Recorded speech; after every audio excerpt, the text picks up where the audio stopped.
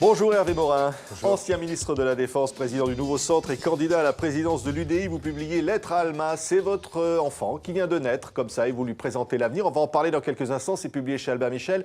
D'abord un mot, vous avez soutenu le président Hollande qui vient de surseoir finalement à la livraison du Mistral, donc ce porte-hélicoptère qui devrait être livré à la Russie à cause de l'Ukraine. Cela est suspendu et vous êtes d'accord, même si ça va créer du chômage à Saint-Nazaire?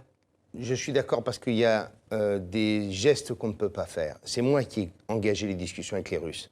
À l'époque, nous essayions de construire une nouvelle relation entre l'Union européenne, l'Alliance atlantique et la Russie. Nous disons, voilà, il faut écrire une page nouvelle. La Russie d'aujourd'hui, ça n'est plus l'Union soviétique. On crée le Conseil OTAN-Russie. On parle de partenariat stratégique avec la Russie. Donc on engage des discussions sur tous les sujets. Et donc, dans ce cadre-là, notamment pour favoriser les chantiers de Saint-Nazaire qui étaient en grande difficulté, nous décidons de nous engager dans cette discussion pour livrer ces deux bateaux. C'est plus d'1 milliard d'euros. Oui, mais quand un pays fait la guerre à un autre, quand un pays ne respecte pas le droit international, quand un pays ne respecte pas la souveraineté d'un État voisin... Même s'il y a une promesse de cesser-le-feu aujourd'hui. Oui, enfin, attendez, Poutine vous en fait une tous les jours avec des déclarations contraires matin et soir. Moi, je dis, la France ne peut pas livrer un bâtiment de guerre à un pays qui fait la guerre à un voisin. C'est pas possible.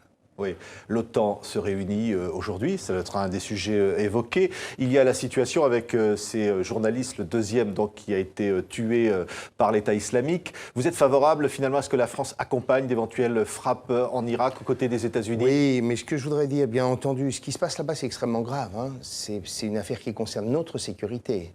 On a affaire à un État islamique du Levant, des forces qui ne veulent pas simplement détruire, mais qui veulent construire un califat et qui veulent l'étendre à toute la région.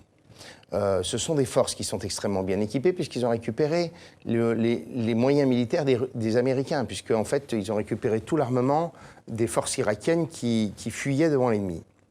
Ils sont aujourd'hui entre 50 et 100 km de Bagdad, d'un régime qui, comme vous le savez, est extrêmement fragile. Et donc les risques de déstabilisation dans la région sont immenses. S'il y avait une conscience européenne, ce n'est pas les Américains qui seraient simplement au premier rang, ce seraient les Européens. Vous voyez bien que si on veut reprendre de la souveraineté, si on veut reprendre de l'influence dans le monde, il faut qu'on construise une Europe puissance, il faut qu'on construise une Europe qui s'occupe de politique étrangère, devrait intervenir militairement parce que la France seule, bien entendu, c'est pas la livraison de 17 tonnes de vivres et de quelques escopettes aux malheureux Kurdes qui essaient de combattre ces barbares, qui suffit. Et on voit bien que si on veut être des acteurs majeurs dans les grandes crises du monde, c'est plus l'échelle nationale qui est souvent pertinente, mais c'est au contraire l'échelle internationale, l'échelle européenne. Et donc, moi, j'appelle vraiment qu'on change de modèle en Europe. Tant l'Ukraine que l'Irak démontrent à quel point on a besoin d'autre chose en Europe que cette Europe de zone de libre-échange, quoi. Vous le voyez, quoi. Oui, alors on va parler d'un fait d'actualité plus politique en France, mais tout le monde en parle, c'est le livre de l'ancienne compagne de François Hollande, Valérie Trierweiler. Merci pour ce moment. Elle y affirme que François Hollande n'aime pas les pauvres, qu'il les traite de sans-dents. Il y a un certain nombre de choses dans ce livre. Vous dites quoi?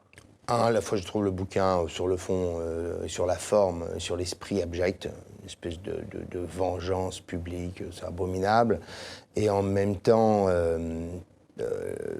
la fonction présidentielle va être encore atteinte après l'homme avec son scooter et son casque. Vous vous rendez compte du ridicule? On touche encore le fond du ridicule, là. La fonction présidentielle est profondément atteinte. L'image de la France est profondément atteinte. La capacité du président de la République de se relever d'un schéma dans lequel, il apparaît incapable d'exercer la fonction présidentielle, et deux, dont le personnage n'est pas le gentil, l'homme accorte et sympathique qu'on veut bien nous décrire, mais au contraire un immense cynique, fait que, très franchement, je ne vois pas comment ça peut encore durer 2 ans et demi. Vous dites qu'il peut y avoir donc des élections législatives anticipées. Vous êtes prêt à la cohabitation éventuellement? Je trouve que même l'autre solution qui consisterait à ce que le président de la République en tire les conséquences personnelles, ce serait la meilleure des solutions. Vous l'appelez à la démission aujourd'hui? J'ai toujours dit qu'il fallait une réponse politique depuis des mois. La réponse politique, elle pourrait être soit la démission ou un président de la République qui revient devant les Français, soit la dissolution, ou soit un référendum avec les conséquences. Mais vous voyez bien qu'il n'y a plus de socle politique, il n'y a plus de confiance. On est dans le régime de la défiance et de l'impuissance. Oui. Et derrière tout ça, il y a une question institutionnelle, parce que la cause de nos difficultés aujourd'hui, c'est un régime institutionnel qui n'est plus capable d'engager la transformation du pays. C'est pourquoi il faut qu'on appelle à une vraie rénovation institutionnelle. Je le dis, moi, je suis pour une 6e République. Dans le livre, voilà, la 6e République, vous dites même, vous n'êtes pas finalement favorable au suffrage universel pour l'élection du président de la République. Vous dites qu'il y a une trop forte présidentialisation. Vous voyez bien que la concentration des pouvoirs dans les mains d'un homme n'a pas permis la transformation du pays. Ça fait 15 ans ou 20 ans qu'on appelle, qu'à chaque fois on vous explique qu'un homme providentiel va changer les choses. Je crois au contraire qu'il faut construire une large majorité d'idées. Une large majorité d'idées où on n'est pas dans l'obsession présidentielle et de celui qui va conduire tout ça. Oui. Regardez le schéma. Mais arrêtons-nous 2 secondes. Il n'y a plus de réflexion collective sur un projet politique. Les socialistes ne se sont posés à aucun moment, c'est d'ailleurs une des difficultés d'Hollande aujourd'hui, ne se sont posés à aucun moment de ce que représentait d'être socialiste au XXIe siècle dans une économie ouverte. Et donc il n'y a plus de projet collectif. Il y a un parti politique qui accapare tout le pouvoir avec 20% des voix au premier tour, c'est-à-dire à peu près 10% des Français. Deuxièmement, vous avez des partis politiques qui ne sont plus que des associations d'écuries présidentielles. À l'UMP, ils sont 8 aujourd'hui sur la ligne de départ. En face, vous avez, et donc, je dis, on a une élection présidentielle où il n'y a plus de cohérence, on a un robinet de démagogie, alors qu'au contraire, dans les démocraties européennes, on construit des majorités larges, des majorités d'idées, où on finit par se retrouver ensemble pour conduire un programme de transformation. Et donc, je dis, le handicap de tout ça, c'est le quinquennat, la fonction présidentielle. Et moi, je veux revenir à la République de 58, d'un président de la République arbitre, parce que je vous rappelle que c'est qu'en 62, après l'attentat du Petit Clamart, on parle du président de la République au suffrage universel, et une majorité parlementaire large conduisant la transformation du pays. Vous dites dans ce livre, si le centre n'est pas là et puissant, eh bien ce sera Marine Le Pen ou quasiment qui va gagner. Aujourd'hui, Najat Vallaud-Belkacem, la ministre de l'Éducation, est attaquée par l'extrême droite. On la voit à la une de Valeurs Actuelles. Aujourd'hui, elle fait la une de Libération. On la traite d'ayatollah. Libération prend sa défense, dire qu'il y a une forme de lynchage de l'extrême droite contre Najat Belkacem parce qu'elle serait marocaine et musulmane à l'Éducation nationale. Ça vous choque ? Bien sûr, j'ai pas lu ces papiers, donc je peux pas le dire, mais si j'en crois ce que vous me dites, bien entendu, c'est absolument choquant. Mais derrière ça, dans le livre, j'ai un chapitre consacré à cela. À quand un Barack Obama en France ? En clair, est-ce qu'on reste à raconter des histoires aux Français et à leur dire que la société judéo-chrétienne française, elle est immuable ?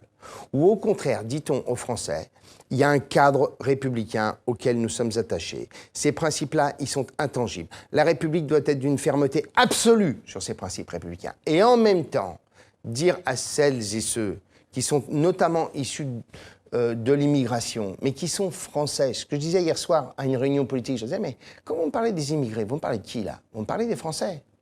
Et moi je dis, aujourd'hui, ce qu'il faut, c'est créer les conditions pour qu'être français et musulmans, les gens se sentent bien dans notre communauté nationale. Or, ils ont le sentiment qu'il y a des murs de Berlin qui ont été construits aujourd'hui dans la société française et que si on retrouve la croissance, le dynamisme, l'énergie, l'égalité des chances à l'école, l'égalité devant la formation, eh bien, cette communauté nationale comprendra que notre diversité d'aujourd'hui, ça peut être une chance.